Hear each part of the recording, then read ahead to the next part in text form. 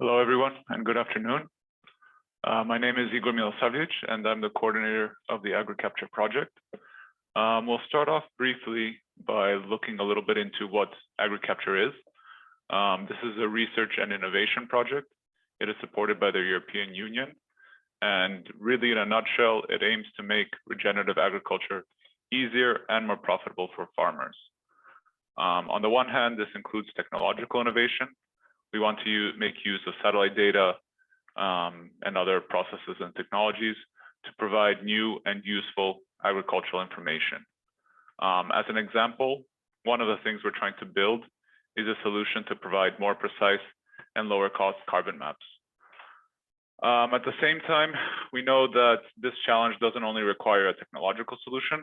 So we are working together in 6 pilots, 5 of them being in Europe, 1 in Africa, to make sure that the innovation also has a social component to it. And of course, that it's useful to the target users, to farmers and to others in the farm systems.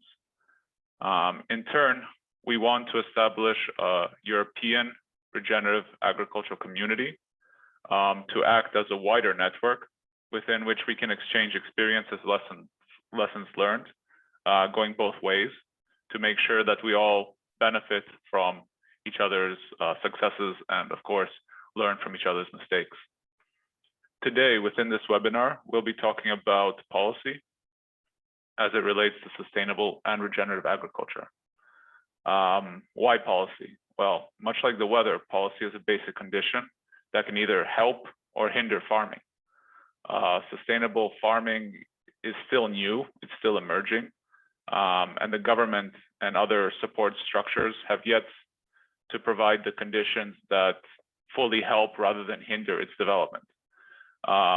We, as AgriCapture project, we have been working towards drafting a list of recommendations. And this is one of the things we want to do today is present their draft that we believe can contribute to this end towards helping rather than hindering sustainable farming. Through this meeting, we also aim to collect feedback from farmers, from NGOs, and from all other stakeholders which are present here and have an interest in this topic.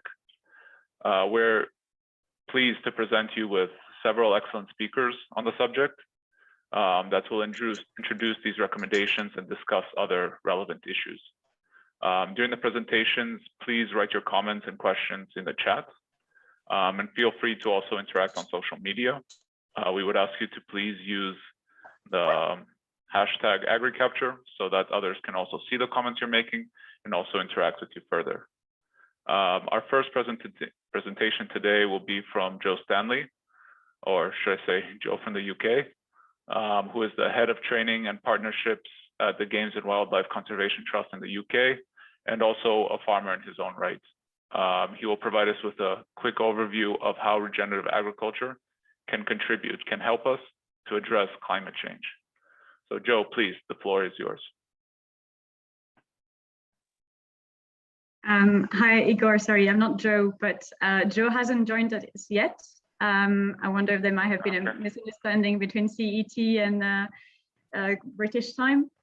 So maybe we'll skip to point 2 on the agenda, go back to Joe, give him an extra 5 minutes to join us. So I'm going to take the floor. So I'll introduce myself. I'm Celia Nissens. I work on agricultural policy at the European Environmental Bureau, which is one of the partner organizations of the AgriCapture project. And our role in the project is in particular to look at policies in the EU and how they can support regenerative agriculture.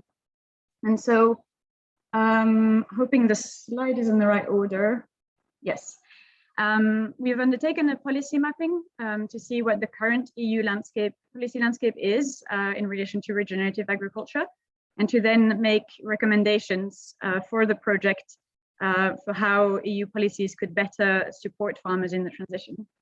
And in our policy mapping, what we have observed won't be big news to most of you, I'm sure, is that there is a very disjointed framework, which is looking at different aspects that touch on agriculture and regenerative agriculture in quite disconnected ways, and sometimes actually very lightly. So for example, when it comes to soil at EU level, the policy framework is very underdeveloped. This is also reflected in the fact that we don't have very strong targets. Most targets are relevant to soils, to carbon sequestration, to sustainable agriculture are voluntary. The few legally binding targets that exist are generally looking at a very specific aspect like water quality, for example, and have not been implemented fully yet. And in between those two levels, let's say the sort of those policy areas and the targets, we have a big focus on incentives, on voluntary measures to achieve change with a very weak regulatory baseline for action. We consider that this looks a bit like an inverted pyramid, where the biggest part of the action at policy level really is on these sort of voluntary measures. And this is all set in a context where the dominant paradigm for agriculture is very much an intensive and extractive model, with many factors that are hindering change. Markets are sending the wrong signals to farmers, policies are sending the wrong signals to farmers. So we need pretty radical change in the policy framework. And the recommendations that we are formulating, which are still draft recommendations at this stage, and that's why we are presenting them to you to really get your feedback today, because we're really convinced of the importance of having broad views and broad consultation around these recommendations. We already have a pretty broad representation of stakeholders in the project consortium, but there's always more diversity out there. So the first thing, of course, would be to join up the different objectives that we are pursuing and to try and only look for holistic solutions, take a holistic approach to environmental dimensions, to also socioeconomic objectives, reconnecting also climate and biodiversity objectives. This then should also be supported by having strong targets. We believe legally binding targets would be necessary, for example, on soil health or on greenhouse gas emissions from agriculture, which can set a very clear direction of travel for policies. And then we need to flip the pyramid and put it back on its base to have strong foundations, which contain, we call this a regulatory baseline. What we mean here is really having a strong, sort of strong base for policy action. So this means, on one hand, having really good data collection and monitoring systems, good evaluation frameworks. It means also having some strong safeguards in law. For example, do no harm principle, no deterioration principle, so that we are at least stopping further harm, further soil degradation. We then think that CAP conditionality could go just a step further and really set mandatory practices are really the basics of regenerative agriculture, the ones that any farmer that is interested in regenerative agriculture will already be doing, which is really the sort of low-hanging fruit, very basic crop rotation, some basic integrated pest management practices and things like that. And then that can then really create a strong foundation for having incentives. And in these incentives, we should be looking both at public funding as well as utilizing private money. Here, we'll go into this in a bit more detail further. But we think that even though a lot of the focus so far when it comes to private financing of regenerative agriculture seems to go towards voluntary carbon credits and voluntary carbon markets, there are other models that are really interesting and that should be investigated because they may, in many cases, be more supportive for farmers than sort of pure market-based approaches. And all this then should really fit in a new paradigm, regenerative paradigm, which is sort of framing this. So it's about, I guess, the way that we view the role of agriculture in society. And we need to invest governments need to invest in the enabling factors at individual level. So this is, for example, knowledge exchange and transfer. Social level, having sort of trying to shift norms and facilitating exchange in society, and at material level, so investing in soil testing facilities, investing in or supporting investments in adaptive machinery and those elements. So that's our sort of the overarching framework. It's still very high level. We'll go in a bit more detail in the panel sessions later. I don't know if we've managed to get hold of Joe in the meantime. I see that Lucy is on the phone. I think that's probably with him. Hi, Celia. No, I haven't managed to locate Joe, I'm afraid. I can give you a very... I am here. Ah, you are here. Wonderful. I'm here. I shall stop looking for you, Joe, seeing as you're now here. I do apologise. I confused my European and UK times, so I was anticipating another hour. So that's entirely my fault. No problem. We're glad that you're here now. Sorry. Maybe it should have been more clear with the timing. No, I'm sure that's entirely my fault. Brexit. All right. Well, on to you then. Brexit.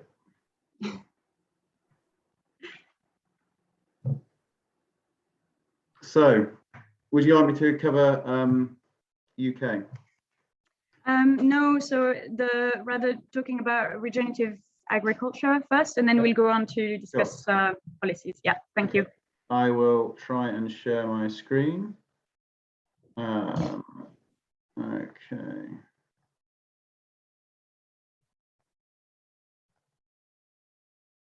Can everybody see that? Can people see that? Yes, we see it. Great, brilliant. Okay, so yeah, sorry, delayed. How can regenerative agriculture contribute to climate action? So my name is Joe Stanley. I'm the head of training and partnerships at the GWCT Allerton project. Now we are based at Loddington in Leicestershire, right in the middle of the UK, and we've been a research and educational trust since 1992.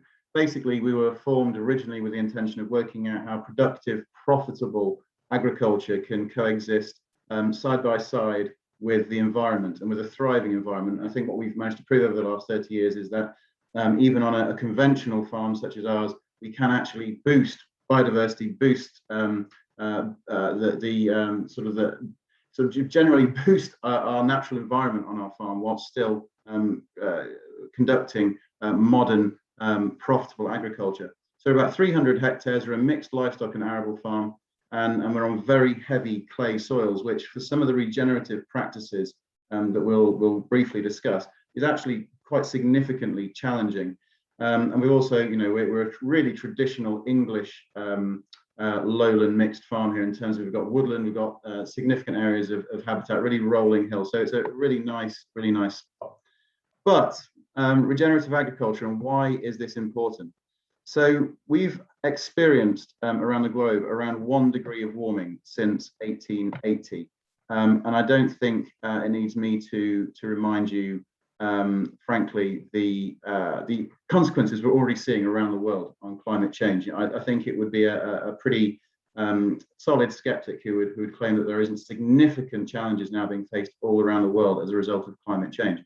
In November 2019, the European Parliament declared a climate and environmental emergency.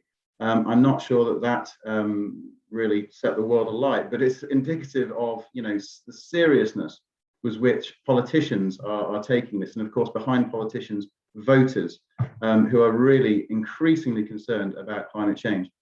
Now, as we can see at the moment, we are well on course to massively smash through the whole 1 to 1.5 degree temperature rise limit based on current commitments to climate mitigation projects. And we really, we're looking at COP26 later on this year in Glasgow in the UK. Yeah, we really do need to see significant additional promises and action in order to try and restrain any future warming below that 1.5 degrees, because the mind boggles, frankly, at what the world would look like if we were to go above that to 2.5 or 3 degrees of warming. Now, across the EU and the UK, agriculture accounts for roughly 10% of emissions.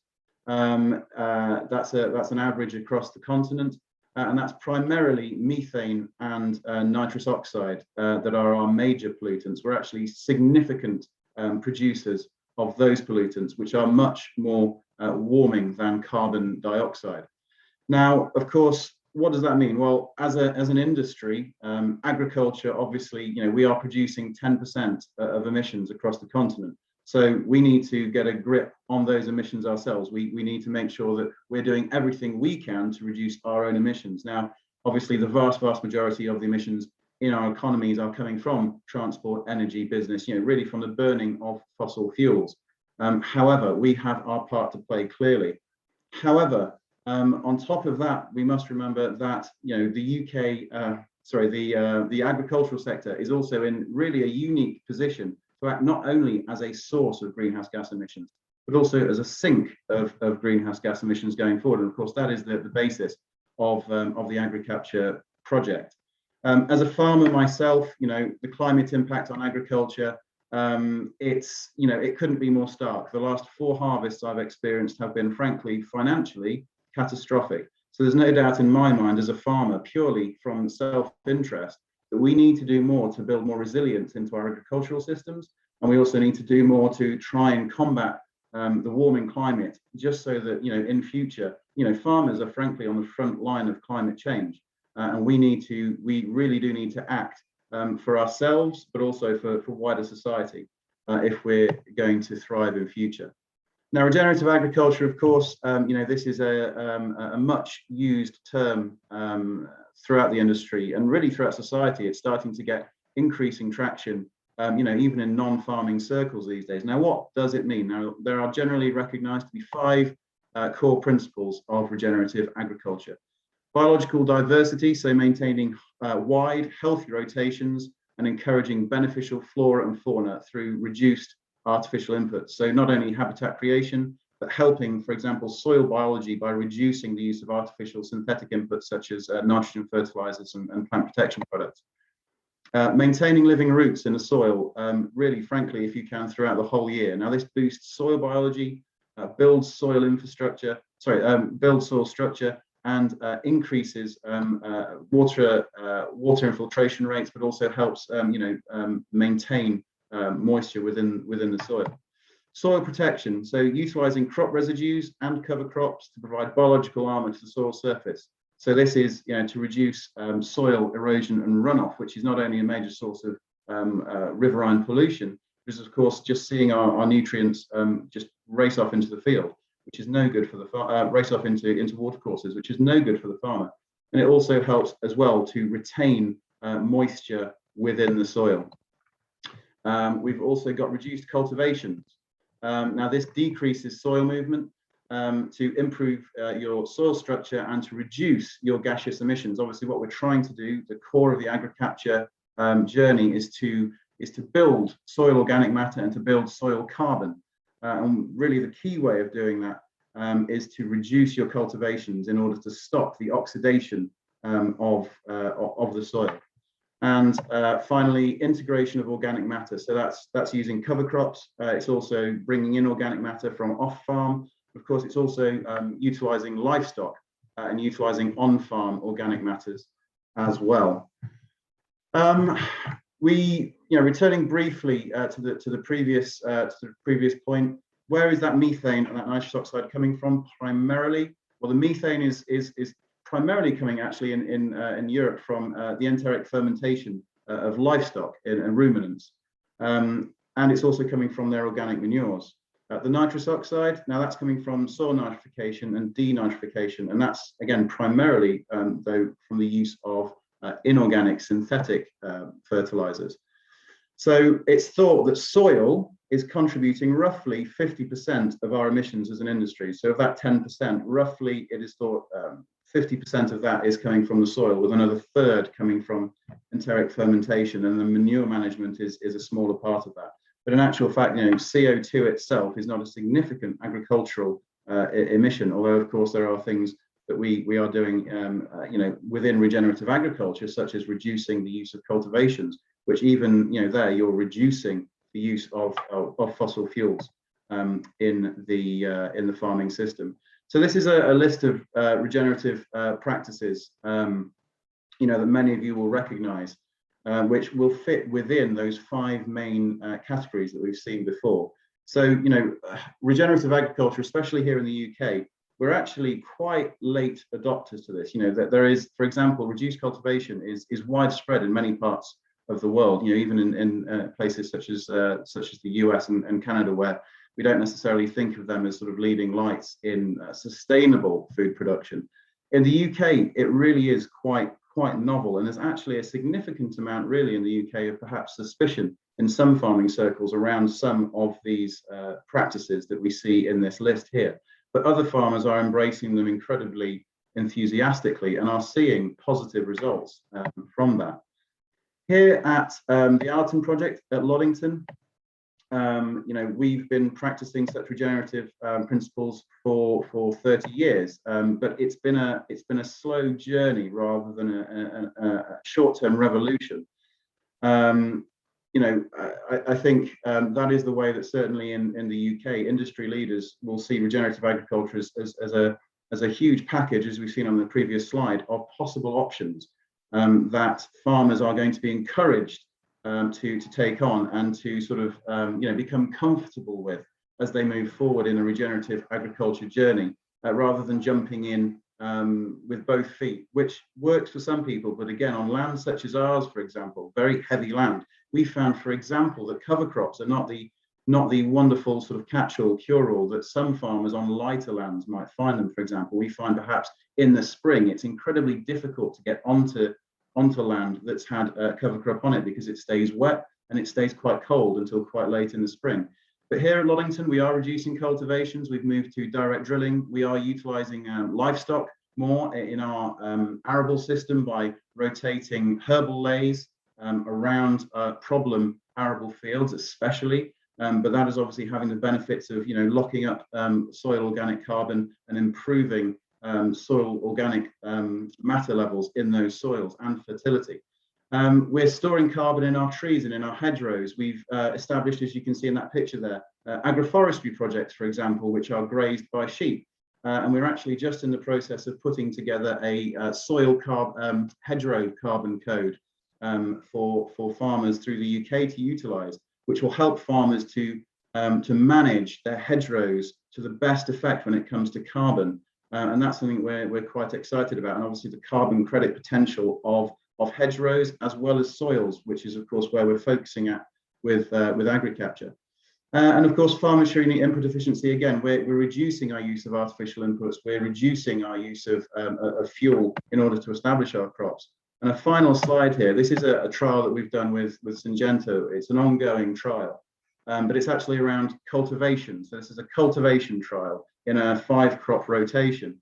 And halfway through this trial, this is sort of what we found. Now, obviously, the most pertinent points for what we're talking about today with regenerative agriculture are that we're seeing, even on challenging heavy lands such as ours, which already has high levels of earthworms to start with, but we're starting to see an uptick of earthworm numbers where we're utilising reduced cultivations, for example.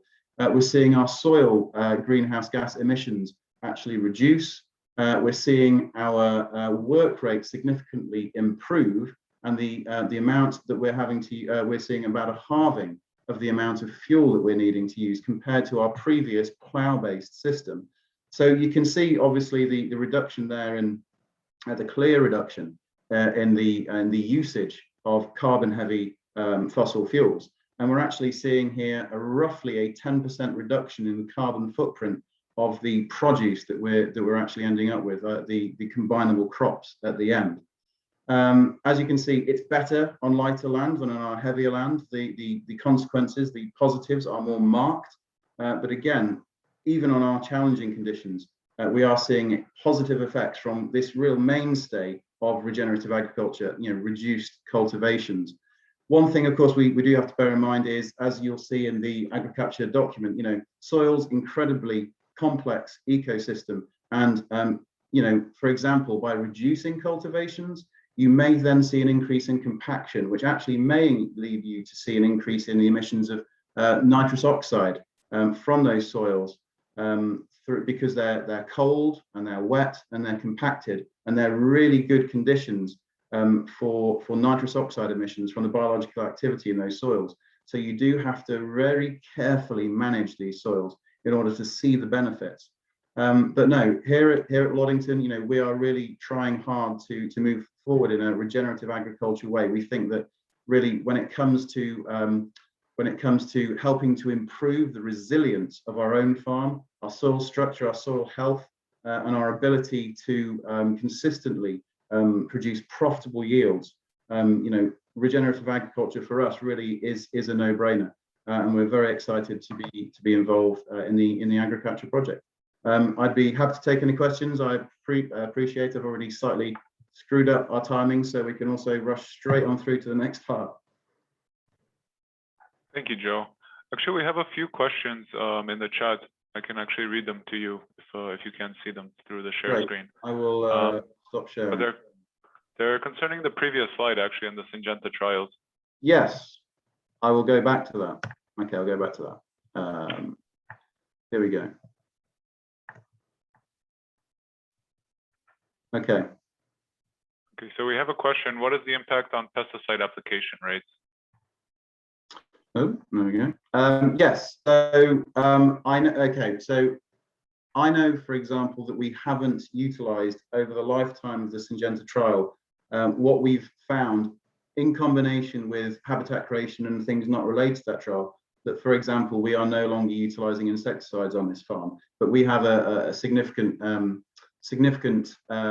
investment in items such as beetle banks, for example, here, which we think helps with that. I've only been here for 2 months. Some of you may know my predecessor, Phil Jarvis, who I have no doubt would be able to immediately tell you the more general or specific impact of the Syngenta trial on our sort of fungicide usage. I can't, but I will be happy to look into that and get back to anyone if they would like me to.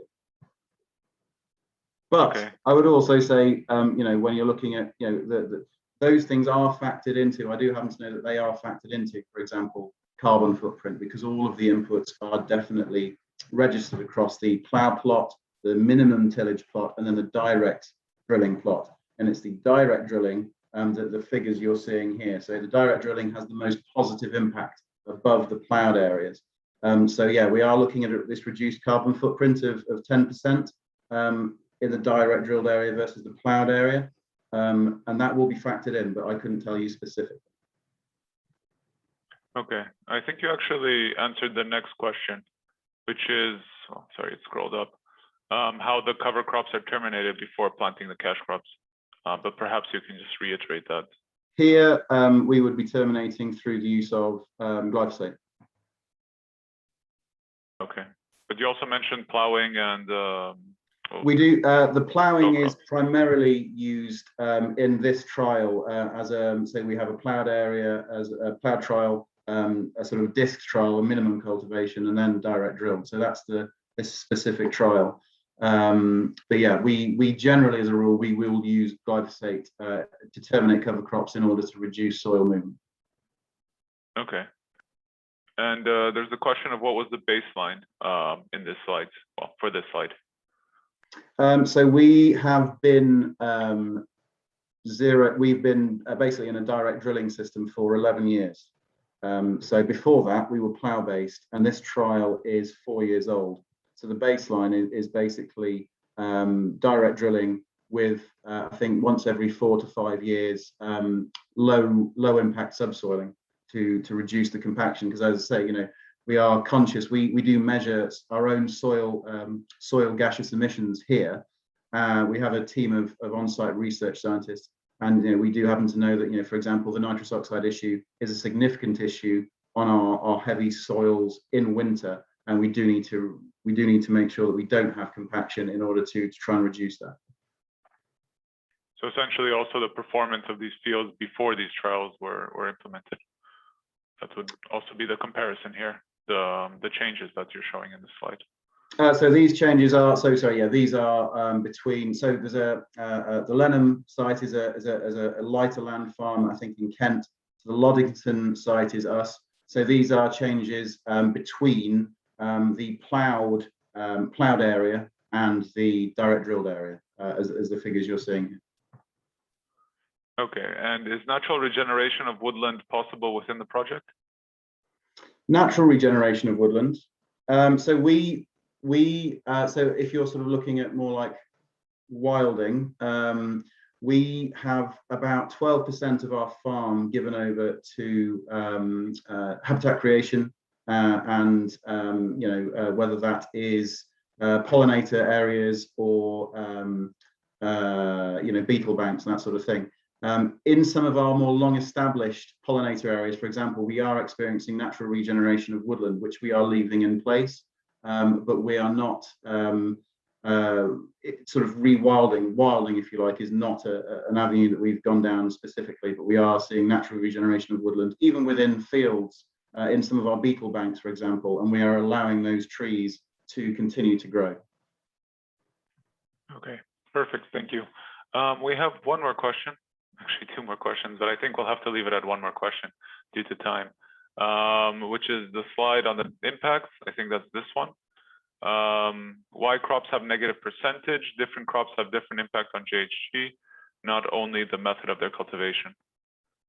Well, that's also an interesting point. Would you like to comment on that? No, that's a fair point. Again, this is an amalgamation of, as I say, a 5-crop rotation. So we could pick out the individual crops, but yeah, this is an average across the rotation. The last question is actually fairly interesting, so I think we can just fit it in as the last question. How do you plan moving towards organic regenerative agriculture, doing experiments with crimper rollers on cover crops instead of herbicide? What are the long-term impacts expected on water quality and soil life relying heavily on herbicide? Yeah, I think that's relating to glyphosate, if I'm not mistaken. I know sort of organic regenerative minimum cultivation agriculture is almost the holy grail, isn't it? And I know there are some people I know within the UK who are trialing that. I know it's frankly at very early stages. Obviously, certainly again within the UK, organic agriculture relies heavily on multiple passes of primarily inversion tillage, which at crimper rollers, again with the winters we've been experiencing recently here in the UK, will not have, my understanding is, a very good effect in terms of actually terminating that cover crop. Even using glyphosate, again, on our heavier soils, we find problems of surviving blackgrass, for example, underneath the canopy. So, you really do need to be able to move into a clean field after that cover crop. For all the benefits of cover crops, there are certain drawbacks. A key part of regenerative agriculture obviously is reducing the amount of synthetic inputs we're putting onto the field, including plant protection products, and moving towards more, hopefully, bio pesticides, etc. At the moment, personal opinion, I think the view of the Arten project, glyphosate is far more beneficial than it is negative from a soil biome point of view for the things that it enables farmers to do, especially in reducing cultivations. But no doubt other things will come along, and no doubt we will, be looking to transition to those hopefully more biological based solutions as they come along. But at the moment we are where we are, and I think we personally feel that the judicious use of synthetic inputs is still an important part of what we do here in order to have that productive, profitable, and also environmentally friendly farming system. Thank you, Joe. I think it's also important with regards to our wider goal in the project, this exchange of experiences, because in other weather conditions and for different farming systems, it might be different, of course, sure. The parameters and the challenges. Thank you again, Joe. We will go on to, or rather back to Celia, who started presenting the draft recommendations. And we'll go a little bit more into details of what these frameworks that she's already presented, what they mean. So Celia, please, the floor is yours. Thank you. So I'm not going to add much more, but just maybe explain more concretely when it comes to EU agricultural policy, how we see this framework in more detail, and then I'll hand over to Joe to share what their recommendations are for the new UK agricultural policy, which is probably more interesting than what I'm going to say about the EU one, which we're all fed up with, I'm sure. Anyway, for the EU, so looking at our sort of pyramids with targets at the top, our first recommendation would be that EU member states should, in their national plans, when doing the strategic planning exercise, where they analyze their needs and then tailor the interventions to that and set targets, they should set targets on actual impact indicators, looking especially at the objectives that are under the EU Green Deal, but also it could be also socioeconomic objectives, etc. So really setting those concrete targets on the impacts that they want to have, and then adapting the interventions accordingly. And then to give the new CAP a good foundation, I think it's really important that the new conditionality, what used to be called cross compliance, is implemented fairly ambitiously. Of course, we have sort of already heard how it's not, farming doesn't change in an abrupt revolution, it's more gradual change generally. And so here that needs to be taken into account, but still it's really important that conditionality is used to move forward. So for example, ensuring that farmers are protecting soil over winter, whether that's with stubble or with cover crops or other elements that are adapted to the local context. Ensuring that basic crop rotations are required, that crops are diversified, bringing in those landscape elements. So all these things are in conditionality and could be implemented in a very sort of business as usual approach, or by going a bit further. And we really encourage the member states to go further. And then it's really clear that the Common Agricultural Policy does have a lot of instruments that could support and accompany farmers on the journey to regenerative agriculture. And so it's crucial that member states utilize those in a way that is really coherent.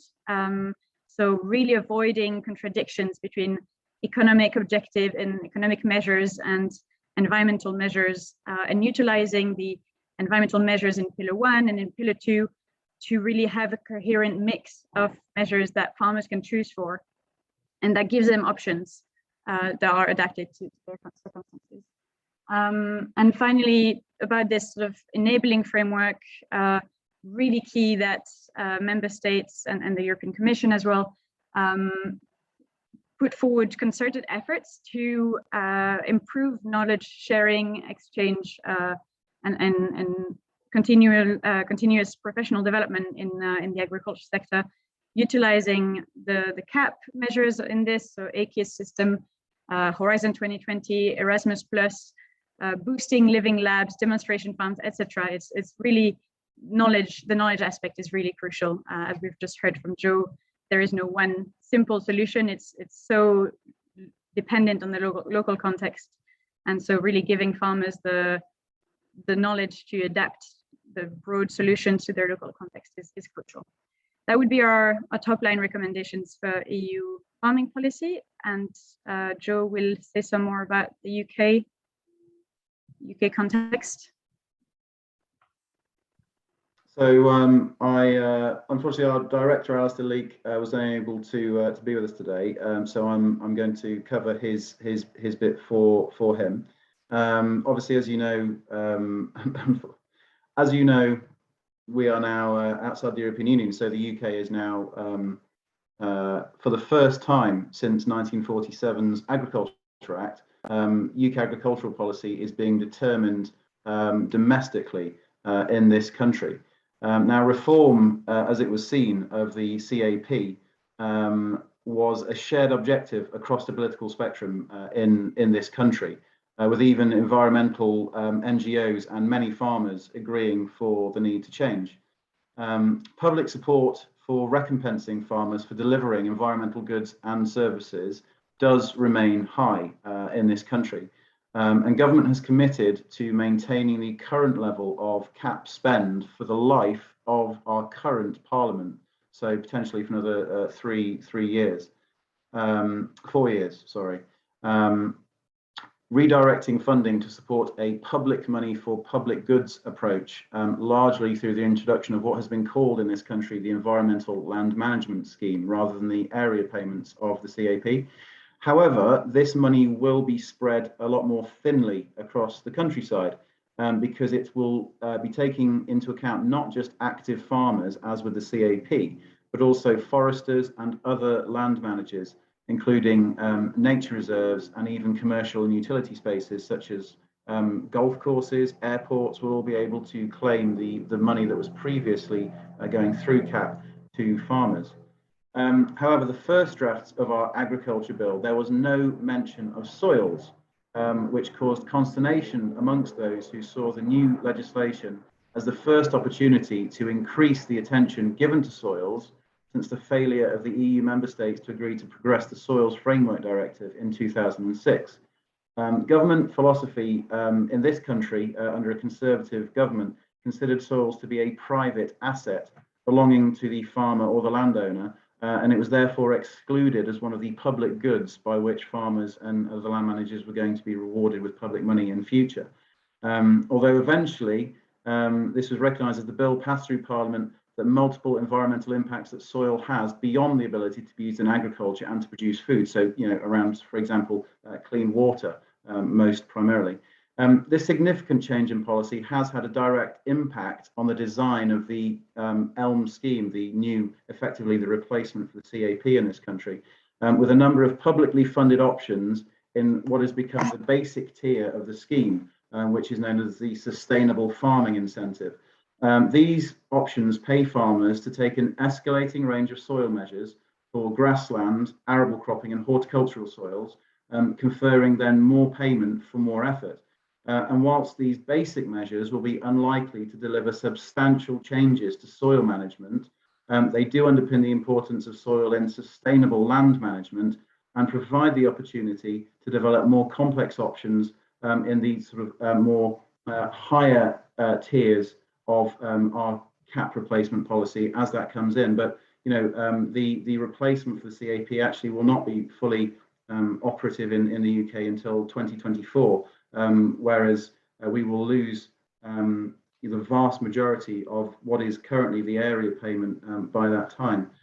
So it's interesting how in the UK, the government frankly has not put a significant emphasis on soil in its new agricultural plans, and it's something that really industry has really had to force them to look at. Industry and NGOs and other stakeholders have really had to force in the UK government to really take a slightly more of a focus on soils, which, as we all know, is really the key to what we need to achieve in agriculture when it comes to reduction of emissions and when it comes to the all number of public goods that soils give to all of society.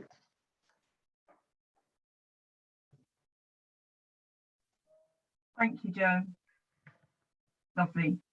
Right, I've just put in the chat there for clarity that I know we've got an international audience, so the schemes that Joe's been describing are specifically England. Interestingly, the devolved nations of the UK are designing their own alternative CAP, so watch this space for some more potential models going forwards. But I think because as Joe's an English farmer, it's those schemes that he'll be representing today and discussing in our next feature, which is 3 actual farmers on a panel to talk about how the policies that we're hearing about there, what they think of them, how they're affecting their farming, what it looks like on the ground. So we'll come back to you in a minute, Joe. But we've got Paul with us from Austria, Stelios from Greece, in addition to you. So we'll be happy to start with Paul. Are you with us? Yes, you hear me? Lovely. Just about how you think, your perspective on how you think public farming policies can unlock climate solutions specifically in agriculture, and whether you think they're currently doing a good job. Okay, so can everybody see my pictures? Lovely, thank you. You hear me? Yes. And you see my presentation, or you don't see it? We do see it, but it's on it's not on a full screen display. Okay. So I'm Paul Weiss. I'm an organic farmer east of Vienna. And I have some special proposals for the next few years, for the next period of the CAP. So in Austria, we have two pillars. The first pillar is about 300 euros per hectare. And the second pillar, it's much more important in Austria. The targets are 8 for the alpine agriculture, 8 for organic farmer, 8 for reduction programs, pesticides and fertilizer, and payments for biodiversity and set-aside programs. But what I want to see, would like to see, is some more items on the agenda. First of all, payments for hedges and shelter belts to decrease evaporation and increase biodiversity. That's a very important thing. And for me, the most important thing is payment to switch over from cereals and corn to alfalfa and other clover, about 10% of the arable land in Austria. So it would be a real great change. We want to produce protein feeding stuff to replace imports from soybean from South America. We want to decrease use of nitrogen fertilizers about 30%. We want to decrease use of pesticides about 25%. We want to increase humus content in the soil and a fixation of 2 million tons of CO2 in the soil each year in Austria. So that's, for us, it's very important because we have to reduce 8 million tons until 2030. Otherwise, we would have to pay, Austria would have to pay 10 billions of euros each year. So it's no way to find this. So we need some points, and one of the points could be to increase the humus content in the soil. Also, we want to improve the soil structure to decrease soil erosion and increase of corn price for the conventional cultivating farmers in Austria, because now we become to a point from export wheat to import wheat, so we can decrease the prices for the farmers in Austria. It's also very important. And what more we can see is we can increase biodiversity if we have more alfalfa in the crop rotation.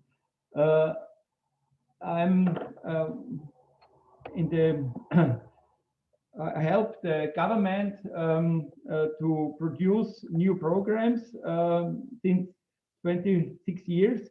But the point to change to more alfalfa, it's a very hard step, and not all parties in Austria agree with me. So we have a great work in the next few months to improve all this. Thank you very much, Paul. That's brilliant. And what I'm hearing from you there is the description of a strategy that could potentially benefit both farm businesses and the wider public good. And I think that's a real theme that runs through the intentions across this project, is to look at ways in which businesses can profitably and sustainably improve their public good outcomes whilst remaining productive and profitable. So thank you very much for that. We'll come back in a bigger conversation, and if anyone's got any questions, please do start putting them in the chat and we'll come back to those as a group. Secondly, can I ask Stelios for your input to this, your experience to date and your suggestion regarding policy positive options in your neck of the woods? Hello, I'm trying to unmute. Okay, can you hear me? Yes, good, you're here. Yes. Good evening to all Europe, including the UK. We still believe you are inside the UK, inside Europe, even if somebody decided differently. I have a son who lives and works over there, so I know how it feels. Thank you. My name is Stelios Kteniadakis. It's a very difficult last name, so if you want to refer to me, say Stelios from Crete. I am an organic olive oil farmer, and it's not my main job. In Crete, unfortunately, all owners of land have small acres. So basically, we are part-time farmers. My main job is a bookseller. So on my extra time, I love doing this, what my ancestors were doing. And I love the olive oil business because I discovered about 15 years ago how important to our health is. So I turned all my olives and my wife's to organic cultivation, olive oil production. This is about me. So when I got this invitation from our local, I don't know how should I phrase this. Actually, we have like a union that they help us with the programs they run through Europe. So a lot of us go there for information and we join. There are more than 4, I think there are 5 European programs that they are fulfilled in the area. I remember the first one was Sage 10, the second one was about the climate, and then about the water and so on. So we are now to the 5th one. And for us in Greece, it's very important the problem that we are all facing now, and that's climate change. In the Mediterranean area, we feel the difference between the temperature, especially this year. We felt the temperature rising by at least in our area anyway, 7-8 degrees than usual. And the lack of rain is the most important. A lot of olive groves here in Crete are not watered. So they are having huge problems with the lack of rain we're having. In my point of view about the CAP and all this information that I am not very well informed, is that our government should look into find ways of training the farmers of becoming organic farmers, because I know from myself that we can preserve water by not plowing our fields, for example. We are not moving our weed in the winter time, so the temperature of the soil and the moisture of the soil is there, and a lot of others. I don't know if you want me to continue on this or do a more detailed presentation of organic olive oil farming. Allow us to return to your presentation later in the conversation. What I'm going to do is round you off for that now. And what I'm hearing from you there really is highlighting the importance of within policy, the opportunities really for learning and education for small businesses, and that really the resilience, the measures that even small farms can take to add resilience to national and regional food security and nutrition security. Indeed, is that a fair summary? And then we'll return in conversation to you with Joe and Paul shortly. Okay. And great, thank you. you. Thank you.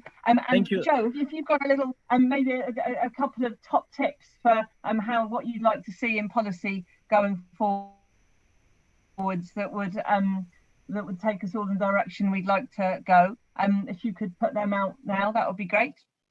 Well, it's always, I mean, I'm always humbled when I'm in a European audience like this that everyone else can speak English so well, and I can never speak anyone. I mean, that's just so British, isn't it? And but the you know, the climate change, obviously, that Stelios is feeling is the same climate change that we're feeling in this country at completely opposite ends of Europe. You know, this is happening now, and we're all feeling the brunt of it as farmers.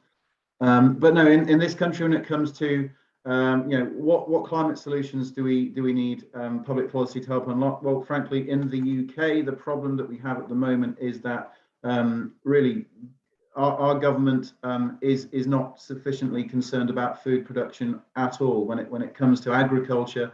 Really, my personal opinion is that, you know, really the agriculture bill is really more of an environment bill, and the things it looks to do around the environment are very positive, and you know, most farmers are incredibly enthusiastic about that.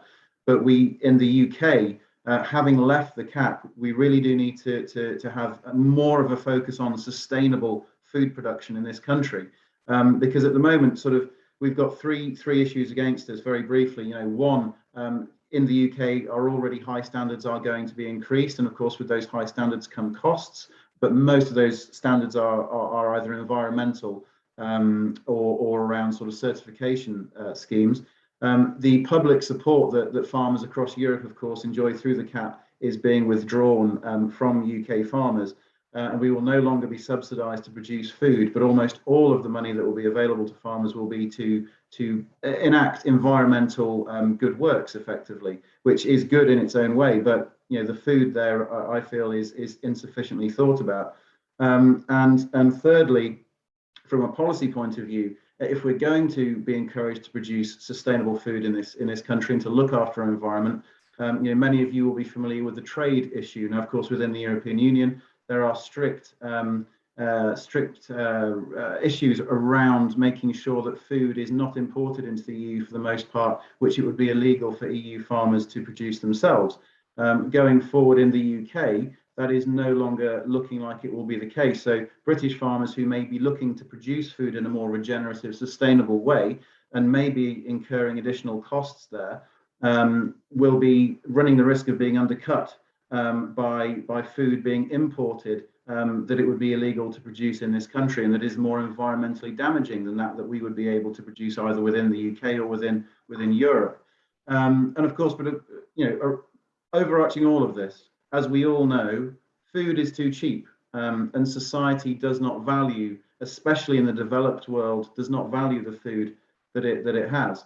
Now, of course, that's not to say that there isn't a very real issue with poverty in society, with food poverty in society, but what I think we would probably all acknowledge is that food itself, for the most part, is not the true costs of food are not priced into that food. And this is the challenge that we really face when we're looking to produce more sustainable food in a more regenerative way, as we are around the AgriCapture project. If there is no market reward for producing that food in a more sustainable way, then where is the incentive for the farmer to do that, and not to just continue in the same old way that we've always done, with potentially harming consequences for the environment? And that, of course, is even more the case when we're looking at just importing food from elsewhere in the world. For example, you know, from deforested land with a huge biodiversity and carbon footprint attached to it. Society needs to value the food on its plate more, especially in the developed world, and I think that is at the core. And that is an issue which I think governments across the world are far too loath to tackle, because, of course, obviously, the cheaper the food is, the happier generally the citizens are, and the happier the government is. And this is a problem that I think, you know, it's sort of really reached a crisis point when we're looking at our climate crisis and our biodiversity crisis.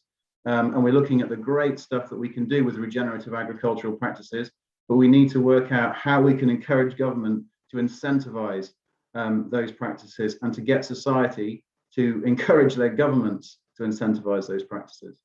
Thank you, Joe. Right, I'm hearing there a call for integration of policy areas.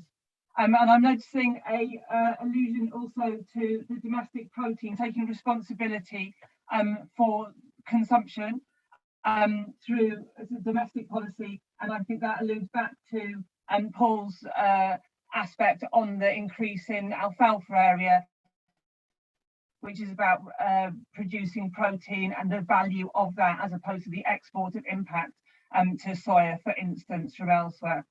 I'm going to have a look in the chat and see if anything has come up as a question that we can throw into. There's some interesting points and conversations.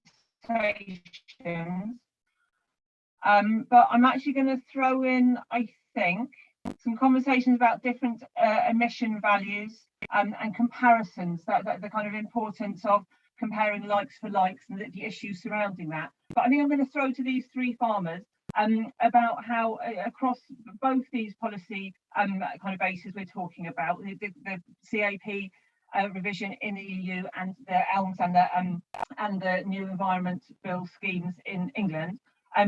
There has been for a long time in agri-environment schemes a lot of practice-based focus in terms of financial reward.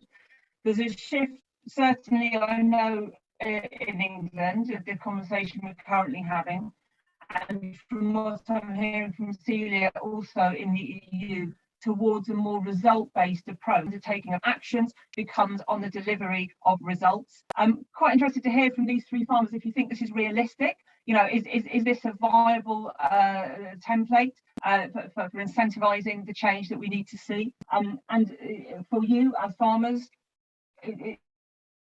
is this realistic and positive, or is it too long-term a game to really play and will disincentivize you from action? So I go back to Paul first of all, just start us off on that. If I catch you, you ask me if it's realistic. I hope so, because we have two parties in our government, and one of them are the Green party, and I have a good connection there, and we hope we can put in the whole project also this. Our main problem is the trade. People who sell now soybean from South America in Austria as food for animals, 30% less nitrogen fertilizer sell and produced, they're not very happy about. Also about rising prices for cereals and better income for farmers. Not everyone agrees with, but I hope so. We catch it. Even nobody can say what's a better way to get all the things together. Most of how to reduce 2 million tons of CO2 each year. So that's my main point, and I hope the money therefore brings us to improve this program. So I'm very happy to get it. Thank you. My apologies if my sound was poor. Celia's alerted me that maybe my sound was poor. Maybe Joe, have you got opinion on whether results-based payments is a realistic opportunity for incentivization, or whether that's not going to be helpful for farmers, or the balance of results and actions-based payments perhaps? In a way, it's helpful. I think too many farmers, certainly in the UK, when it comes to agri-environment schemes, perhaps they plant them last, they give them no attention or love through the year, and then they're surprised when they fail and they still want paying for them. You know, they need to be treated like a crop, just like any other crop, and valued just like any other crop. So that results-based payment in that sense, I think, would be beneficial for the outcomes that agri-environment schemes are trying to achieve. On the other hand, certainly, again, with climate change such as we're seeing, and you know, with the almost inevitability of the enlargement of many farms and sort of consolidation into larger units, it does, you know, often through no fault of your own, you are not getting the results that you're hoping for, especially with obviously some of these, you know, wild birdseed mixtures which can be very finicky to establish in certain conditions. It does seem unfair to be asking farmers to effectively to have to replant them time after time were they to continue to fail, especially within a very rigid agri-environment scheme such as we've seen in the UK. And I'm not sure if that's also the same across the EU. So I would be very wary of farmers being left with significant financial risk to do the right thing again. Whereas obviously if you're paying for actions, you know, the risk is reduced, but also potentially the incentive to do it as well as you can. So perhaps a mixture of the two would be best. But yeah, I think farmers have to be incentivized to the greatest extent possible to adopt more sustainable farming measures, and that could potentially be a barrier as far as I can see. Thank you. Stelios, I'm wanting to just refer that over to you as well, kind of aware that what you've described earlier was really acute experience of climate change in Greece and dealing with the actual impact hitting the ground. And I'm wondering whether asking farmers to share the risk of environmental strategy is difficult when there are so many unknowns in the environment you're working in. Is this something that you encounter? The option of, thank you, go on. Unfortunately, as I said before, we only the 5% of the island of Crete people are only farmers. I mean, professional farmers. We are part-time farmers. So, but a lot of those people, or 90% of all those part-time farmers, depend on the income of the olive oil, or here we have as well a lot of wine, grapes, and so on. So financially, we are dependent on that income. Over the last 25 years that I am involved with my ancestors' property, farmland, I should say, what I have discovered is that the money that we get from European Union are not money we deserve in a way of what we are doing to bring the olive oil back to Europe's table, vegetables, wine, or grapes. We get, I mean, it's a joke, but I will tell you the amount. What I get from the European Union is 320 euros per year. And I don't need the money to grow my business or cultivate my land or pay my assistants and helpers to collect my olives or cultivate them or spray them. I do need that money, or an amount that will keep this property, this farmland going. A lot of people have abandoned their crops because of that, because in order to go and collect 100 kilos of olive oil that you need as a family to go throughout the year, you go usually to a olive press and you pay 300 euros, 350 maximum, and you buy that olive oil. In order to collect 100 kilos, if you are a farmer, if you are a part-time farmer, if you want to do it from your land, you need over 1,500 euros per year. So this is something they should look into. And what I say from my perspective is, first of all, we all in Crete or Greece, we should change to organic, because organic gives you better quality, but protects the environment. The climate is in crisis. And I think because we don't have the knowledge of using fertilizers correctly, we don't spray correctly in Greece, because we don't have the people to guide us. So European Union, I am not prepared for all this, so I jump from one subject to the other, should pay people to educate the part-time farmers for how to do a switch from the cultivation we used to do to the new one. That means that we cannot plow when we shouldn't. We can't spray when we shouldn't, because if you spray with pesticides, you harm your land, you harm yourself, and you harm the product and the environment. So okay. Go ahead.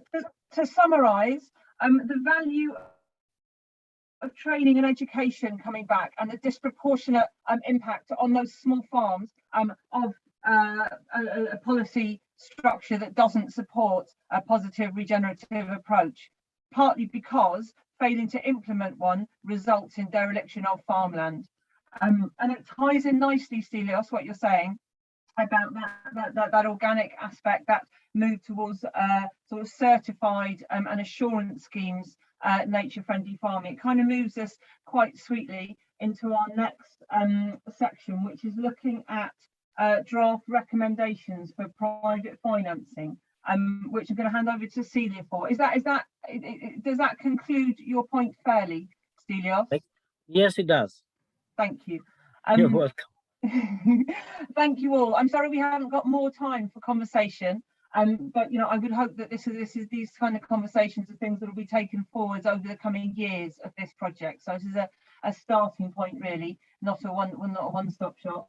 So I'm going to hand over to Celia, who's going to present the draft recommendations that have been brought together by the EUG as part of this project for the private financing strategies that might be opportunities to complement policy aspects on the incentivization of more regenerative farming techniques, you know, across this really broad scale of sectors and scales and regions and nations and individuals that are growing the food that we're growing across Europe. And so, Celia, over to you. Thank you very much.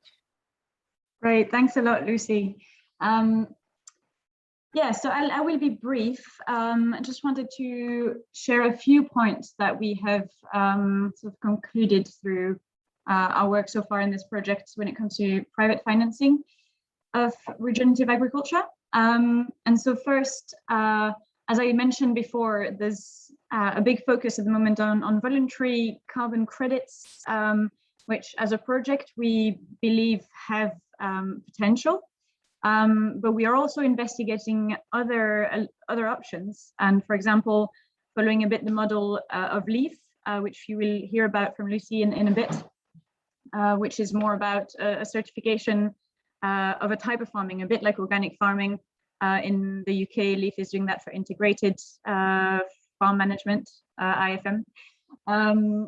That's a model that needs to be investigated. Can we get more money in farmers' pockets for their work, for the produce that they are producing, by recognizing the quality of that produce and maybe putting, you know, a premium on that produce because of the quality of it.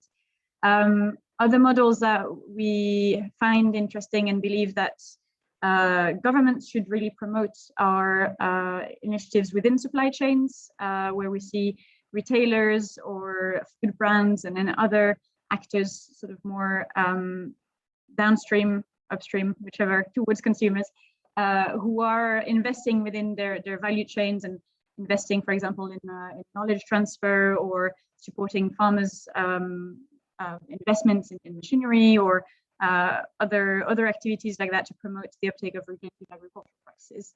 These are really interesting approaches. When it comes to voluntary carbon markets, from various conversations, from also sort of reviewing a bit of literature on that topic, we see that there's a lot of concerns.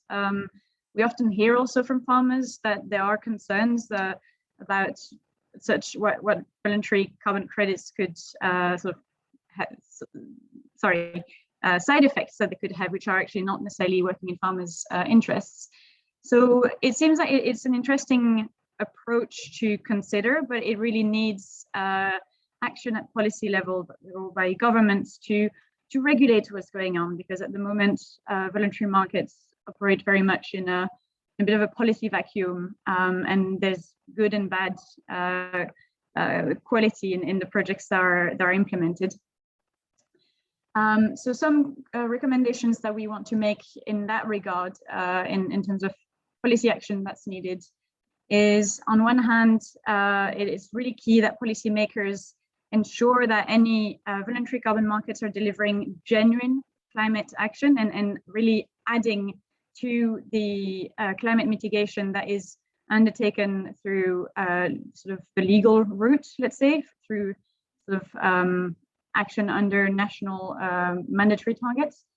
This could be, for example, by ensuring that when private actors buy carbon credits, this is not double counted also on the national inventory, and this is sort of added to the national targets rather than contributing to it.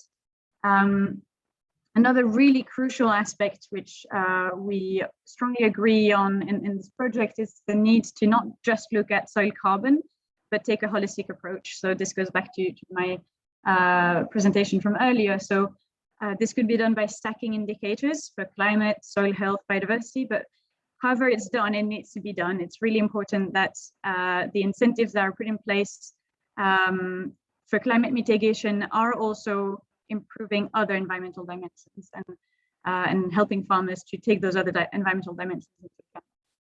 A third point that we want policymakers to look at is really the burden that could be placed on farmers. This is quite linked to what Joe was saying earlier about the liability, I guess, of if you are looking at a purely result-based approach, where does the liability fall if the result isn't there that was expected? So here we think that policymakers need to ensure that in voluntary carbon markets, for example, the MRV is of course very robust and as accurate as possible, but that cost does not all fall on farmers' shoulders. Probably it should rather be the cost should rather be met by the buyers of credits.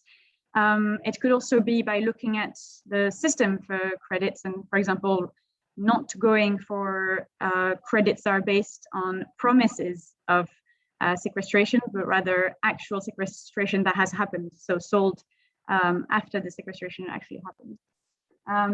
And then the fourth and last point that we want to raise is, of course, the need for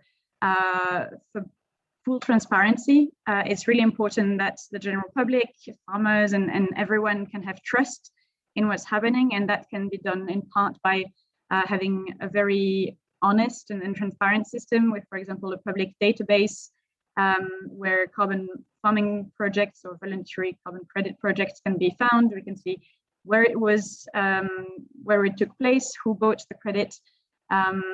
But also, on the other hand, even if we do end up with very robust carbon credits, we don't want to have a negative impact on the other change that needs to happen, for example, in lifestyle changes, by pretending that because a business has bought an offset, they have had no impact whatsoever on the amount of greenhouse gases in the atmosphere. So we should steer clear of climate neutral claims and rather ensuring that we are communicating transparently about emissions and removals, both in terms of national inventories, of course, but also when it comes to the climate claims by businesses. So these would be our sort of key recommendations. There will be probably more, but I didn't want to bore you with a very long list. So it's just a bit of a summary.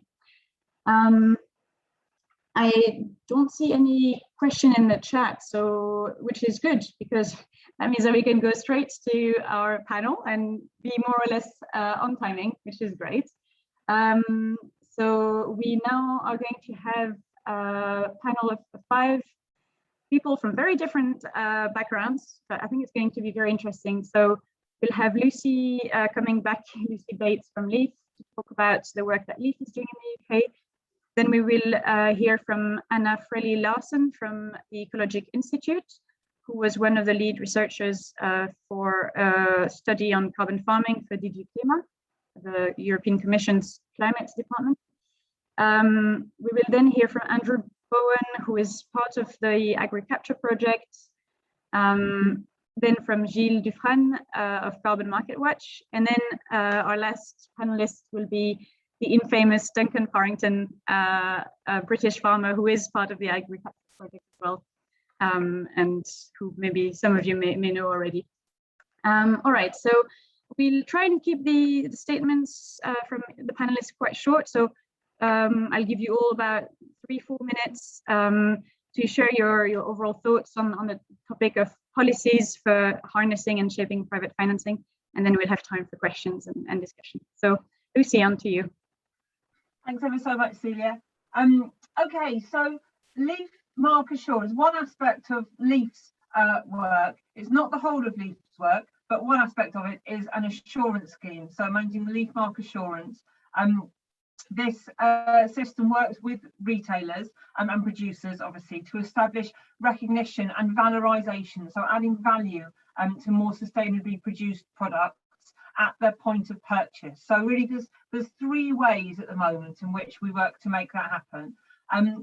Of course, not just carbon wise. I think that's really important to bring in, and it's something of the value of environmental assurance. I know this goes for organic as well, and there are other assurance schemes are also available.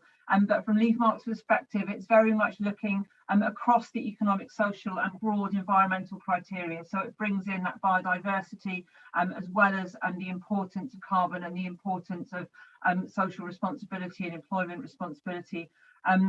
So the 3 ways really in which we see this contributing to the promotion and the rollout of more sustainable farming, more regenerative farming practices, is one is through raising the awareness, so public awareness of what the standards mean, what's the standards that an individual producer must achieve in order to become LeafMark certified, raising awareness of those so that at the point of purchase, a consumer can choose to buy into those standards, pay a premium, and contribute to the implementation of more sustainable farming, regenerative farming, as we're certainly moving through sustainable towards regenerative. The second way in which this works as an assurance system is through white labelling. So it's working with a supply chain, say a multiple, a supermarket, a wholesaler, where there's an agreement that everything that passes through their supply chain will be certified to the LeafMark standards. So it's almost like their own branding carries the credibility of LeafMark. So again, that's a level of public awareness to recognise and valorise but that then becomes more of a team effort with a collaborator as well, with a partner. And then the third way, which Joe will be aware of happening in the UK sphere currently, with the development of ELMS and the co-design of that process, is really looking at the recognising the earned recognition of equivalency in the outcomes of the standards. So businesses that are adhering to LeafMark standards, if they're producing outcomes intended for payment through agri-environment policy. So if public goods delivery is synonymous with the actions that need to be undertaken in order to achieve LeafMark certification. So that earned recognition piece, tying in policy and payment for public goods, is the third way in which LeafMark potentially offers a reward to farmers and recognition of work that's being done, and importantly, independently audited, transparently audited to those standards, which are regularly reviewed with a very robust process. So I think I'll stop there. That's probably my 3 minutes. But yeah, happy to discuss further anything about assurance standards. Certainly from Leaf's perspective, I know that different systems do vary, but I think that there's a common thread there that we'll have in common with other assurances, including aspects of organics as well. Great, thanks a lot, Lucy. You stuck very strictly to your 3 minutes, which is great. On to Anna. Hi, yes, so we worked on a study for the European Commission where we developed technical guidance for setting up result-based payment schemes for carbon farming. And I'll just pull out a couple of sort of relevant insights from that work and some other related work that we've been doing around incentivizing farmers and different types of reward mechanisms we can have. So there's a couple of colleagues that will talk about carbon credits. I won't say much on that, except to say that based on our work, we see some really serious risks associated with going down this route. And we would argue for very rigorous piloting testing before these things are scaled up. And we need a very strong certification framework that also has environmental safeguards. I can say more on that later, and would fully agree with the points that Celia made on the issue of carbon credits. What we found were a few interesting examples of different types of partnerships where it in a way it is about offsets and result-based payments, but they're more regional partnerships. They're more sort of long-term partnerships, not these anonymous carbon credit market setup, and several of those go through this supply chain approach, similar to what I guess LEAF is doing too, more focused around climate, where, for example, a cooperative will set up a farm climate check and incentivize farmers to participate in that climate check by giving them a bonus per liter of milk. Or retailers will also pay a bonus based on a result or a hybrid payment where, you know, they're given a basic payment for certain activities and then a top up if they achieve a certain degree of sequestration. There's also a lot of regional partnerships. For example, in Bavaria, we have Hoffisterei, which is around an organic production, which has a long tradition of working with arable farmers around cereals, and also has set in ways. Basically, in all of these, it's about combining economics and knowledge and training and piloting, taking off some of that economic risk, but also guiding farmers through the transition process. I think that's what's so valuable about these supply chain approaches, is when they combine the two. And policy has a big role to play in incentivizing or creating this enabling environment for these partnerships to develop and scale up.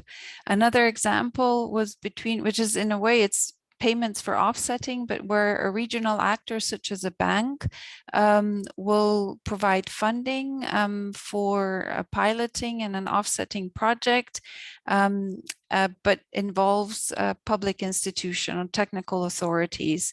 And then that technical authority sets up, we know a lot about what's effective at a higher level. We don't know so much about the climate impacts of certain practices at a more granular level. And this kind of partnership can really facilitate that development. So both the knowledge and at the same time bring farmers on board through, in this case, hybrid payments. And then outside of this carbon farming study, we've come across a couple, I think, 2 points that I would like to raise. We have sustainable finance taxonomy in Europe, and last minute, we worked on supporting the development of the agricultural criteria that would guide investments, loans, etc. With, you know, standards of what counts for sustainable farming, and last minute these were deleted, and a really big, huge missed opportunity. So I think that there's real responsibility on policymakers at EU level to ensure that agriculture is brought into this. And then the next one, question of insurance companies and insurance premia. And is there a way, I don't know enough about this. I've heard of some insurance companies working around issues of flood protection. You know, and in Germany, we had these huge floods over the summer where a big problem is what do you do in the overall catchment area, and how do you manage land in the catchment area? So I think there's probably space to bring in insurance companies into partnerships, maybe at landscape level, to co-finance some of the knowledge needed, but also creating incentivizing mechanisms for farmers. So I hope I didn't go much more than 3 minutes. No, that was great. Thanks a lot, Anna. I think that's really good food for thought. Thank you. So now let's hear from Andrew. Hi, thank you for your time. I am Andrew Bowen, the CEO at One Carbon World. As a brief introduction, we're a global resource partner with the United Nations on the Climate Neutral Now initiative, which encourages everyone in society to take action to help achieve a climate neutral world by mid-century. This is enshrined in the Paris Agreement. We're also recognised by the UN climate team to give support to help organisations participate. To give you the example, last year we supported over 30% of the companies around the world who joined this initiative. So that means that we have extensive knowledge on voluntary action, nature-based solution, and also carbon credits. Voluntary action is even more important as we're facing global warming. We all have a role to play, not just governments, not just policy. We can achieve this together through reducing emissions and rebalancing emissions. And we also see the way with verified carbon credits when we can't reduce further. The world governments are taking too much time to bring in legislative action. 197 governments have agreed on the urgency of global warming, and consecutively at each UN summit, no agreement has been made on the legislation on how to reduce global warming. In fact, the IPCC states that each country needs to reduce by 7.6% per year. That's already up from 7% a year. This is why we have a unique option to combine voluntary action, rewarding farmers, public policy and mobilisation. Public policy works stronger in some countries, but what about developing countries? Can our policies ensure changes in these countries' behaviours too? This is why we believe voluntary action is key, as it also transcends borders as well. With businesses rebalancing their emissions through regenerative farming projects, we can make a real difference, and also supporting our farmers who are, we believe, our future climate heroes and current climate heroes in the case of, for example, Farrington Oils that we heard from today. And also enhance our soils to sequester more carbon. And if we look at 38% of the world's land masses for food production, so we have a real chance of doing things right. However, public policy can only go so far. Verified carbon credits provide a much needed incentive and income for farmers and landowners.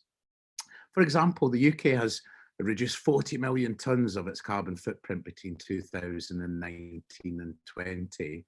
And at the same time, our organisation working voluntary as a not-for-profit has gained voluntary commitment for 20 million tonnes of reduction and sequestration and much needed financial support for green initiatives.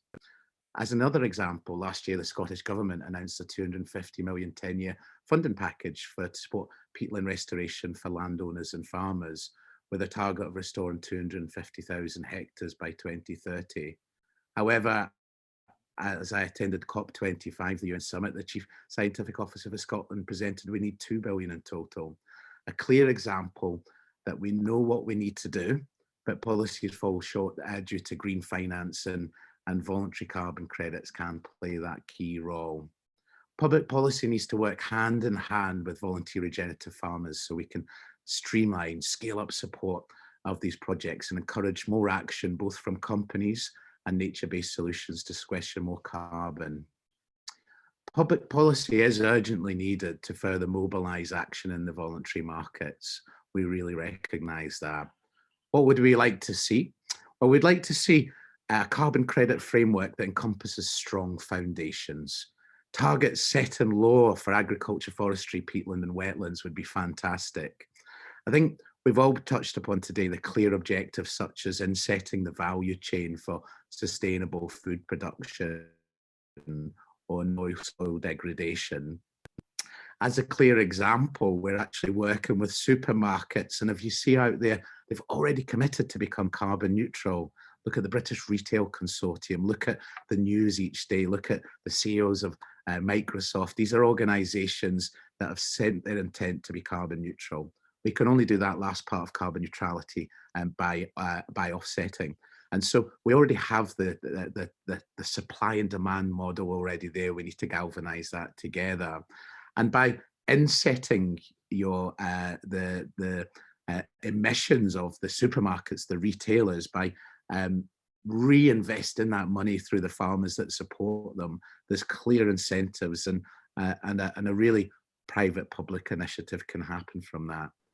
As an example, creating a master project for each country, which we're working on already, so that there's an easy onboarding process. There's making sure it's verified and validated. There's additionality in there as well, really important. And we can do that as well by utilising Earth observation to support farmers. I think there's also a satellite company in attendance, Sat Agro today, doing fantastic work. So we can monitor, verify, and also we heard from Greek olive farmers about how can we help support as well and give that advice and guidance and enhancement that's going to make a difference. Biodiversity should play a strong focus in the policy as well, and using what we call a valid approach. It's already out there as a framework, which is about making sure that we're verified, making sure that we're counting only additionality of carbon sequestration and soil sequestration, making sure it's integral. There's that in itself, a whole framework and a long conversation. Making sure there's no double counting, so giving confidence to the market that the national authorities aren't asking that they take into account something that's a private initiative. Also, we can take into account the social and economic benefits. This also is an opportunity to support the SDG goals. 50% of all the jobs in the world are involved in food production and agriculture. So there's another fantastic opportunity to support economies. Thank you. But And I think I'm going to need to ask you to wrap up, I think, because we're running out of time. Do you want a last few words, or are you? Yeah, so how should policymakers harness and shape private financing is the kind of ultimate question. As a first step, utilise the commitments of carbon neutrality from organisations such as the stakeholders, the retailers and the supermarkets around the world, and connect this green finance potential with carbon farming and regenerative farming projects. But what I'd like to say as a final sentence, we shouldn't discount our volunteers, the offer of finance, the farmers' voluntary action that's already happening in our fight against climate change. Let's work together. Thank you so much for your time. Great, Andrew, thank you very much. We now hear from Gilles. Yeah, thanks, Leila, and hi, everyone. I'm with Carbon Market Watch. We're an NGO focusing specifically on carbon markets and carbon pricing. So I come to this from a slightly different angle than many of you, I guess. And it's been very interesting. I wanted to go back to the question of, what is a carbon credit? And not to bore everyone with a theoretical discussion, but just for understanding what we're talking about. We're talking about essentially a promise or a guarantee that when you're buying a carbon credit, you're buying a ton of CO2 that does not end up contributing to climate change. So I think it's really important to understand this concept and what we're talking about, because it means the focus is primarily, or actually uniquely, on carbon, on GHG emissions. We're not talking that much about where we're not actually valuing co-benefits for biodiversity, for people, etc. And it's really a focus on a ton of CO2 approach. And so to have that, to fulfill that promise and have that guarantee, it means we need a very, very high level of certainty. We need a very high level of certainty of the impact, not only that there is a positive impact, but that actually we can quantify that impact very precisely. And I think that's where there is a major issue when we think about using carbon credits to incentivize practices in the agricultural sector, because there is a high level of uncertainty. There is uncertainty for sure on the farmer side, as Joe was saying, and others earlier, that there is uncertainty. If there are no results, then the farmers end up not getting paid, and that's definitely problematic. On the other hand, there's also a lot of uncertainty in terms of measuring the exact impact. As probably all or many of you know a lot better than me, it's very hard to quantify the amount of carbon that's stored in soil, for example. It's also incredibly hard, possibly impossible, perhaps impossible, to guarantee that the carbon is going to stay in the soil for multiple decades, or the time frame that is needed to compensate emissions from the burning of fossil fuels. It's also very difficult to measure whether reductions that are achieved somewhere are not simply displacing emissions. For example, if you implement new practices that reduce yields, for example, and actually you then need to increase production somewhere else, or have more agricultural land somewhere else, and so the emissions are simply happening somewhere else. These are just some examples to explain in 3 minutes that quantifying the results is really difficult. It's not just about saying whether the practice is good or bad. It's also about saying, actually, it's been an exact ton of CO2. And it's really important to do that, because on the other hand, on the other side of the market, you have companies like Shell, like BP, like anyone else, who are saying we have compensated the impact of burning fossil fuels. And if you haven't measured an exact ton of CO2, then you just haven't compensated that impact. You are not fulfilling the promise that you're claiming, and that's really problematic. And so I really like some of the other approaches that have been proposed, including the one from Anna, to maybe have more practice-based payments, and then maybe a top-up for results. But this top-up could be just like looking at results, but not quantifying them on a ton per ton basis, because I think that's where things get really, really tricky. Great, thanks a lot, Gilles. I'm aware that I'm very demanding in asking you all to cover such big topics in 3 minutes. So we're now going to hear from Duncan, and then if you'd like to comment on what another speaker said or ask each other questions, you'll have an opportunity, all of you, to do that right after Duncan's intervention. Thank you very much, Celia, and thank you, everyone. I've found it fascinating listening to all the discussions so far this afternoon. And one thing that really sticks out at me is, as a British farmer, our farm's pretty similar to the farm Joe's described at Loddington, but with Paul in Austria and Stelios in Crete, the whole European and UK agricultural scene is very diversified. And we've got a European Common Agricultural Policy. And then Lucy pointed out that in the UK alone, we've got 4 different national governments with potentially 4 different agricultural policies. So to try and get policy alone to look after all the differing farming needs, environmental biodiversity, society needs, and what you spoke about at the beginning, Celia, with having a joined up approach to agricultural policy, it's not an easy task at all. And so I'm just listening to what others have said, and from a sort of commercial farming background, I think there is going to be a hybrid. And I liked Anna's idea of the basic payment, as it were, followed by sort of top-ups for results maybe, or for doing extra, which then reduces the risk to the farmer and encourages the farmer to try and do the right thing. But if it doesn't work in a particular year because of weather, the climate, or something was against them, they aren't going to be penalised for it.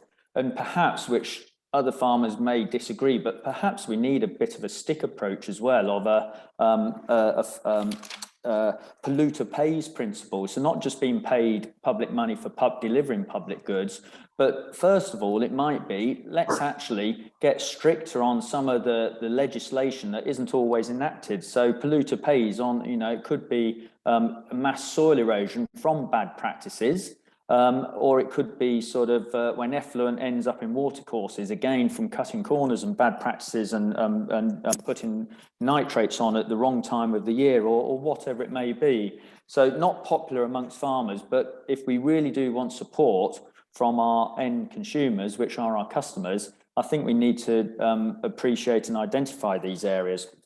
But I see farming becoming a bit of a pick and mix for income. So as a farmer, and I've just got this here for Stelios, we produce rapeseed oil. So it's not olive oil, Stelios, it's good British grown rapeseed oil. And one day I'd love to come and see your olive groves, and you can come and see our rapeseed maybe.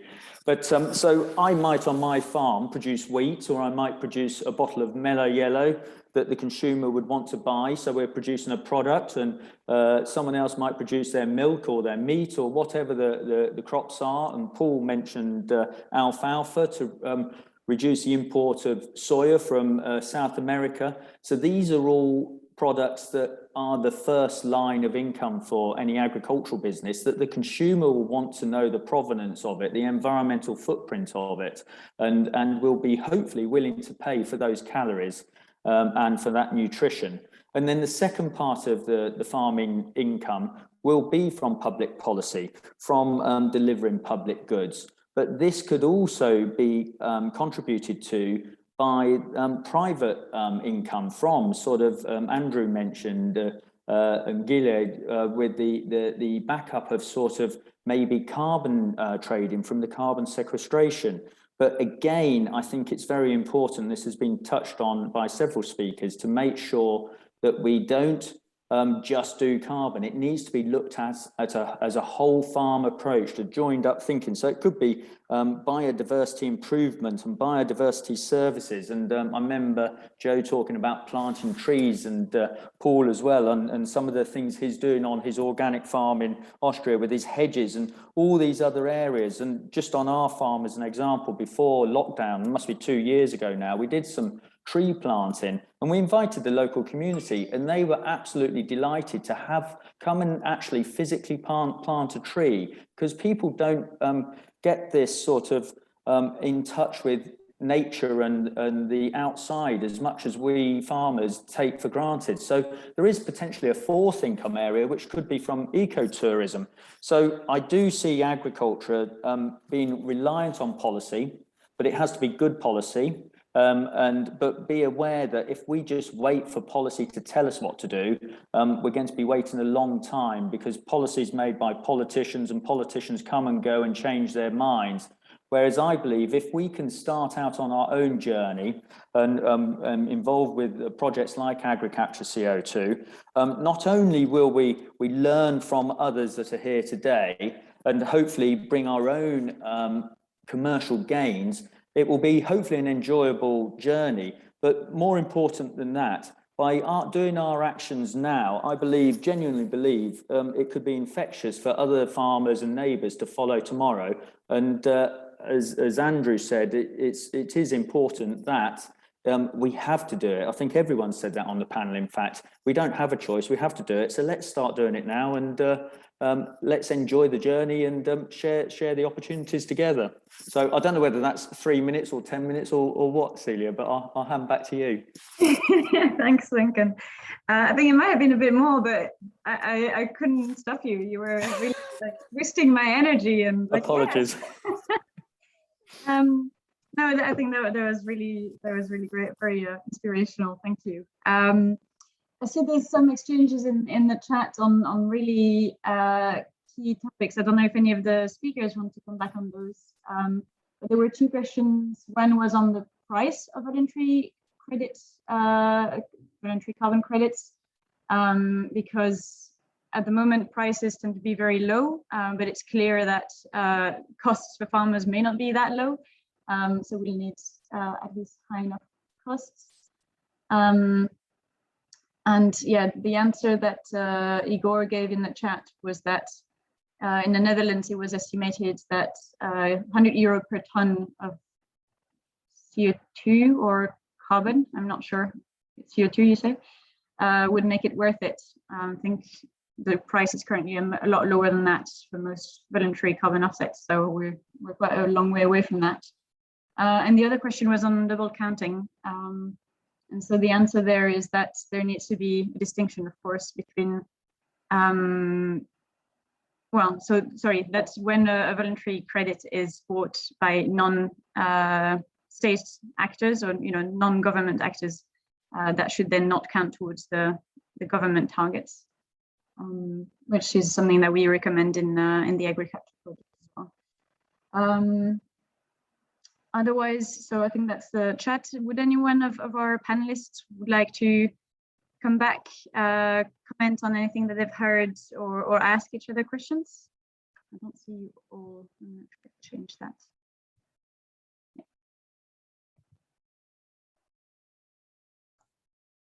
And I'm happy to just comment quickly on that double counting issue, not to get technical, but just if nobody is jumping in.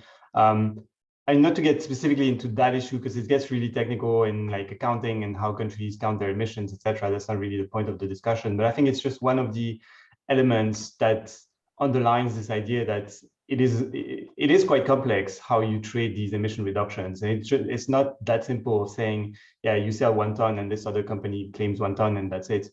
And so there are significant costs associated also with that. You need the infrastructure, you need the certification, etc. And that's, to me, an added reason for having payments that are more directed towards practices or towards results that are not quantified on the such precise ton per ton approach, just because there are all these other costs and you're basically spending a lot of money on MRV instead of giving the money to the farmers. So it's one of the elements that contributes to the complexity of the system to keep in mind.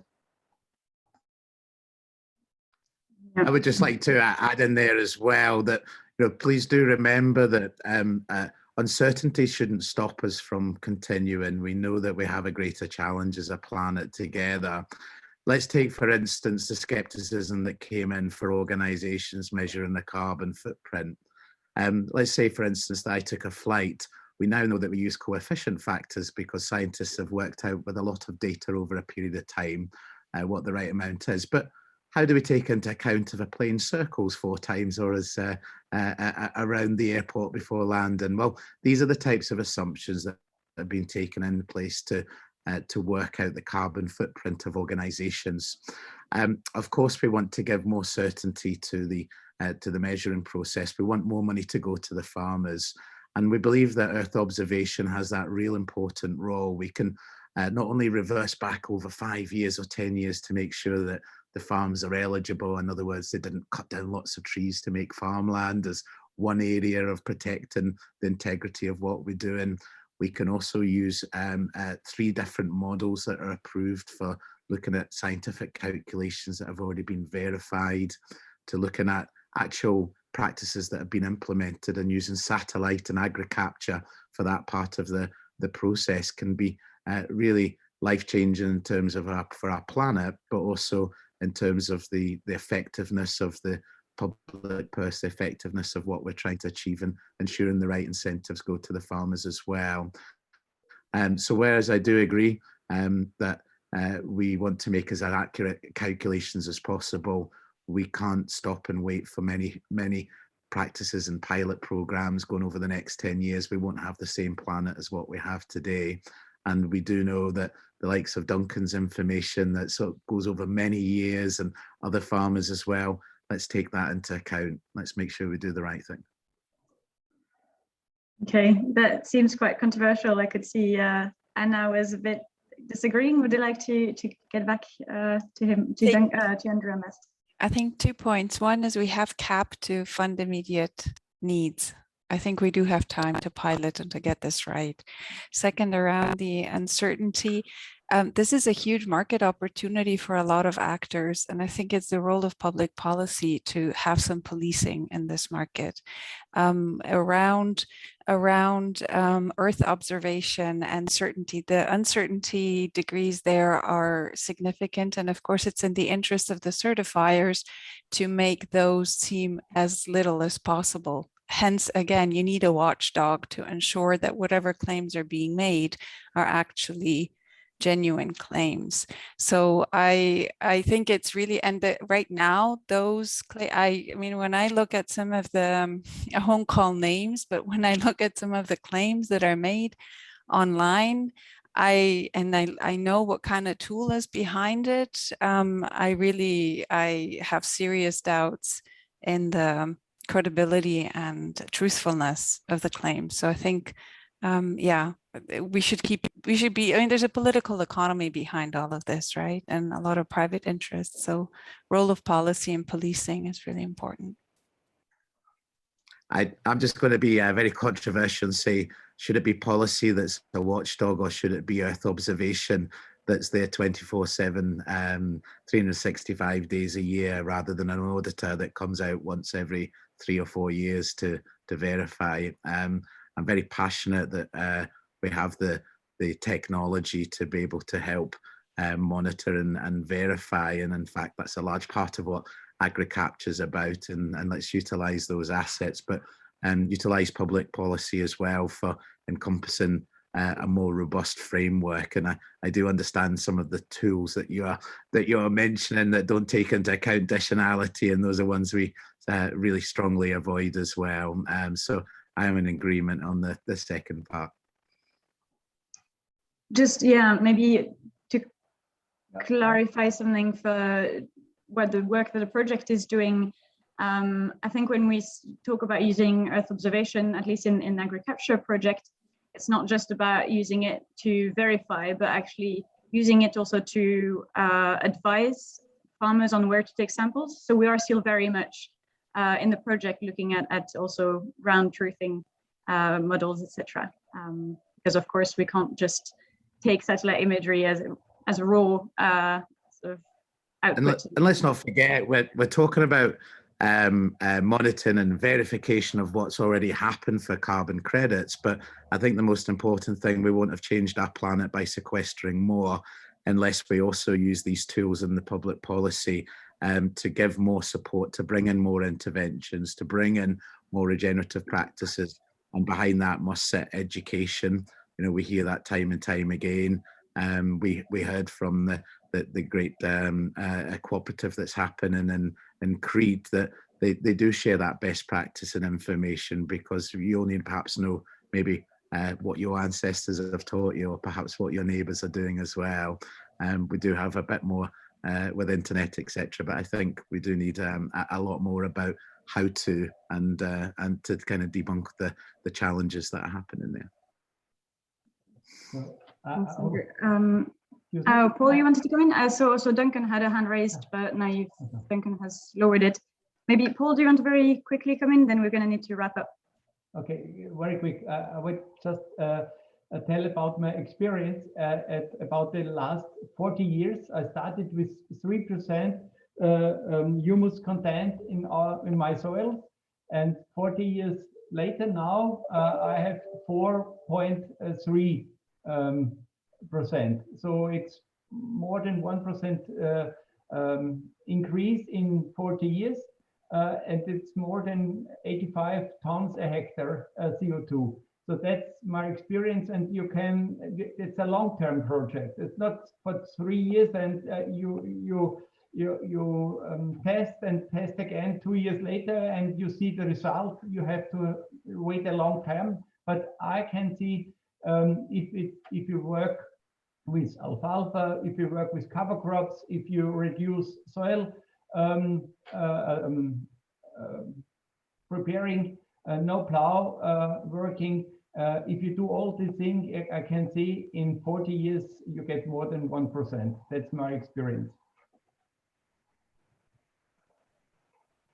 Okay, I'm really sorry. We're going to need to wrap up now, even though we really sort of dived into a really interesting exchange. But as Lucy said earlier, this project only just started at the beginning of the year, and this is just the start of the journey and of the discussions. We are really keen to continue this exchange. And I'll let Igor give a few last words, also explaining how we will continue these exchanges in the project over the next 2 years. Yes, thank you, Celia. And thank you for everybody for attending, and particularly to the speakers for your time. As Celia mentioned earlier, everything that we discussed today will be reflected upon and integrated in a policy recommendation document that we're preparing as part of this project. So thank you all for these exchanges and this feedback. We will, well, very soon, within a month and a half, well, 2 months, sorry, we will launch the European Regenerative Agricultural Community, the one which I mentioned in the beginning. And we hope that this will serve as a forum to have these kind of discussions and to share the experiences, a small sample of which we've had today. We will ask you to save the date to be free then, and we will soon follow up with the invites. Please do, in the meantime, however, continue to follow the project, and we can continue these interactions in the future. So I really hope, as was said earlier, that this is the beginning of deeper exchanges and more knowledge being generated and shared. And I would like to thank you all for being a part of that. And of course, have a very nice day ahead. Thank you all. Thank you, everyone. Thank you very much. Thank you. Bye-bye. Thank you very much. Thanks, Bye. thanks for organising.